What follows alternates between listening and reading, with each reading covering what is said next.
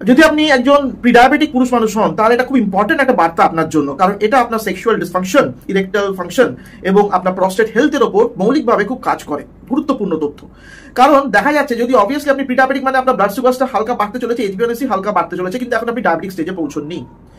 এটা কিন্তু একটা সতর্কবাণী, সাবধান হয়ে যায়। এই ক্ষেত্রে বলতে চাই যে প্রথমত আপনি সব রকম লিকুইড ক্যালোরিজ বর্জন করুন, মানে একদম বন্ধ। এটা কিন্তু একটা মৌলিক পদক্ষেপ আপনাকে নিতে হবে। তার মানে কি, মানে চিনি দেওয়া চা, কোল্ড ড্রিঙ্কস বা ফ্রুট জুস একদম না। এছাড়া ব্ল্যাক কফি, ব্ল্যাক টি এবং জল, শুনতে খারাপ লাগছে কিন্তু খুব গুরুত্বপূর্ণ।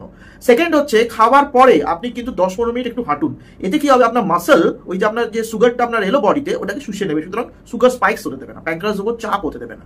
তৃতীয়ত হচ্ছে আপনি প্রোটিন ফুড এভরি মিলসে বাড়ান। ডিপেন্ড করছে আপনার কত বডি ওয়েট, কত হাইট, পিএমআর কত, মোটামুটি ধরে রাখুন 30 to 40 গ্রামস প্রোটিন এক্সপেক্ট করুন, যেটা আপনাকে টার্গেট রাখতে প্রতি মিলে খেতে। তাতে কি আপনাকে তাড়াতাড়ি স্যাটিসফাইড, মানে আপনার খিদেটা কম পাবে এবং কার্বোহাইড্রেট মেটাবলিজমটা ভালো হবে, তার মানে ইনসুলিন সেন্সিটিভিটি বাড়বে।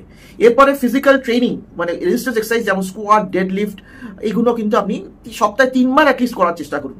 কারণ এতে কি হবে, আপনার একটা হচ্ছে ইনসুলিন সেন্সিটিভিটি বাড়বে, কার্বোহাইড্রেট মেটাবলিজম বাড়বে, কিন্তু তারপরেও আপনার টেস্টোস্টেরনটা বাড়বে। এছাড়াও ভিসারাল ফ্যাট কমলে টেস্টোস্টেরন টু ওই ইস্ট্রোজেন কনভার্সনটা হবে না। এবং তৃতীয় খুব ইম্পর্টেন্ট, ব্লাড ফ্লো বাড়বে, ইনক্লুডিং পেনাইল ব্লাড ফ্লো। বুঝতে পারলেন তো? এছাড়াও আপনি কিন্তু শোয়ার 3 ঘন্টা আগে খেয়ে নেবেন, কারণ যদি খান আর শুয়ে পড়েন তাহলে কিন্তু ওই স্টোরেজ মোডে আপনার শরীর চলে যাবে সারা রাত্রিটা, এবং তাতে আপনার ভিসারাল ফ্যাট বাড়বে। সুতরাং বুঝতে পারছেন তো, অনেক কিছু তথ্য আপনার প্রস্টেট হেলথের উপরও কিন্তু কাজ করবে, এটা আপনার মেটাবলিক সিনড্রোম দেখা দেবে।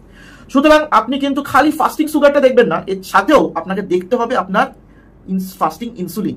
তাতে কিন্তু আপনি নজর, প্রথম দিকে ফাস্টিং সুগারও নর্মাল থাকতে পারে, ফাস্টিং গ্লুকোজ, পিপিবিএসও নর্মাল থাকে, HbA1cও নর্মাল থাকে, কিন্তু ফাস্টিং ইনসুলিন বলবে যে আপনার প্যানক্রিয়াস কতটা কষ্ট করছে আপনার ইনসুলিন সেন্সিটিভ স্টেটে নিয়ে রাখতে। আজ এইটুকুই রইল, খুব ইম্পর্টেন্ট তথ্য, কিন্তু সাবধানে থাকবেন, সঙ্গে থাকবেন, আরো ভিডিও নিয়ে আসবো। নমস্কার।